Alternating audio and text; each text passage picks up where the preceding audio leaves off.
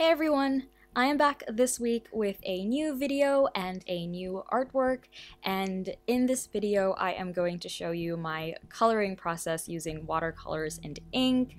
And if you want to know what specific art materials I used in this video, they are listed in the description box, so feel free to check those out. I pretty much do that for all of my speed paint videos nowadays, so if you're ever curious about my art materials, especially for a specific artwork that I created or that I posted here on YouTube, as well as how long that piece took me to make, then they are listed in the description box of every speed paint video. So yeah, check those out.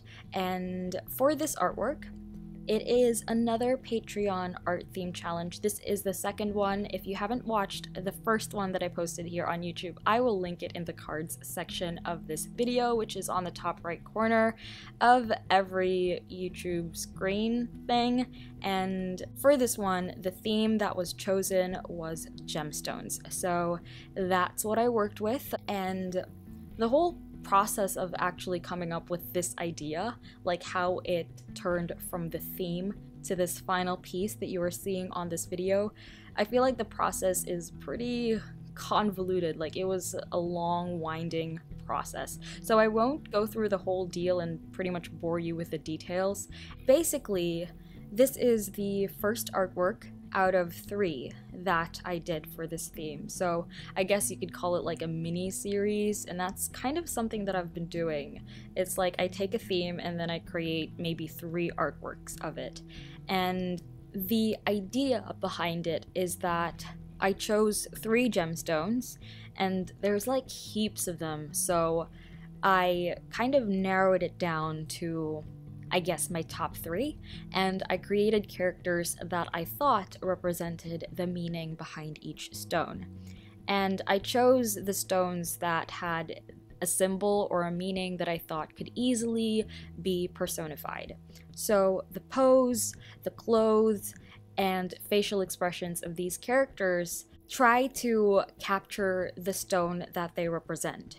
And I also went for a kind of royal character, so like a prince or a king, and the reason behind that is because it was pretty much the only way that I could come up with where the gemstones and the people could be incorporated together in a context that makes sense. So this character is supposed to be a prince or a king, and he rules some kind of gemstone kingdom. I don't know, that part of this idea isn't super hashed out. There really isn't a backstory behind this character. It's more just me trying to personify the stone and trying to get that personality across, communicating that to the audience or to you guys through the use of the pose, the clothes, and the facial expression.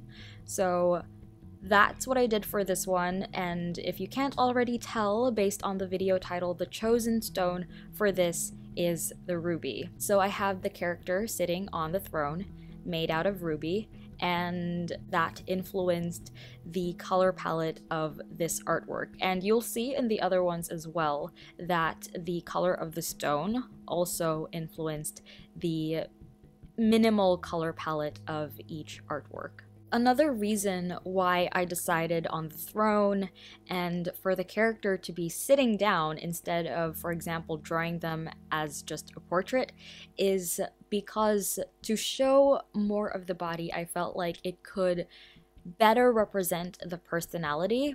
I mean, yes, you can do that with a portrait, but I feel like you have to do it really, really well in order to communicate the idea across. I don't know, maybe I just wasn't confident to do a portrait, or I just feel like I couldn't execute it well. So I stuck with something like this where it shows the body and there's kind of more to work with. I also find it really interesting how the way someone sits can give an indication to their character traits, like in film and theater. the way a person sits or the way a person stands can instantly tell the audience what kind of character this is. And I actually watched this video once in a production design class that I took back in university, and I'll link the video down below. I think it's called In Praise of Chairs by Tony Zhao. I hope I'm pronouncing that name right. And yeah, so it talks about the importance of chairs in film as part of production design.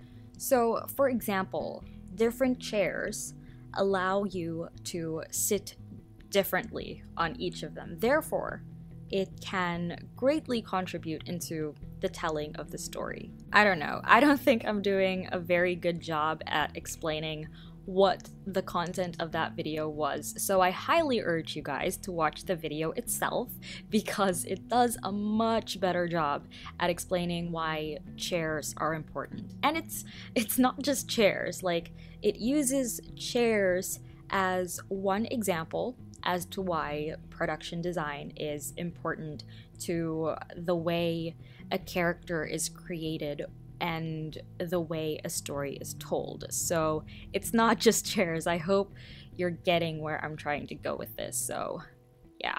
And because this artwork and the idea behind it is pretty much personality driven, I applied some of the knowledge that I gained from that class into this, which I think is pretty cool, how different disciplines of art can come together and help each other out, or how inspiration can come from everywhere. I mean, it really does. It comes from the things that we consume, so I think that's pretty cool. And yeah, I feel like I could tell you more about this person's personality if I drew him sitting on a chair instead of just keeping it as a portrait. Though I had a bit of trouble bringing the person and the chair together in this artwork. Like in the beginning, they look very separate, and I tried to unite them by adding hints of red on his clothing, and then later I also played with shadows, trying to bring the person into the context, I guess, but I don't know, shadows is something that I need serious work on, so I don't think I did such a good job on that. But aside from that, I love how this artwork turned out. I mean, I love the colors, and I was just so surprised when I finished this. I kind of kept looking at it for a little while because I was just so proud, and I really like how it turned out, and I also really like how the other two turned out. Speaking of, I know I talked about this being 1 out of 3 artworks for this theme, so that means that there's 2 more that looks similar to this one, but in different colors and inspired by different gemstones. So what I'm going to do is I'm going to upload those as separate videos, but they're probably not going to be as long as this one, and they also won't have any commentary, since I've already talked about the process of this artwork in this video. So if I talk about the process again in those other videos, it might just seem repetitive. But if you have any questions regarding this artwork, like anything you want me to elaborate on or discuss further, then let me know in the comments below. Or maybe if you have an art discussion topic that you'd like me to talk about that might relate to this theme or this mini-series, let me know as well. But yeah. That's pretty much it. I hope you enjoyed this. If you did, please don't forget to give this video a thumbs up and subscribe for more videos. You can also hit that bell button to get notified when I post new videos, and you can reach me through my social media, which are linked in the description box. I've got Facebook, Twitter, Instagram, and Tumblr. I also have this artwork and the other 2 available as prints on Society 6, so you can get a sneak peek of what the other 2 look like if you visit my Society 6 shop, because they're already up there. And yeah, don't forget to check me out on Store Envy and Patreon as well, and maybe you can help choose the next theme that I create an artwork for. And yeah, thank you so much for watching, and I will see you in my next one.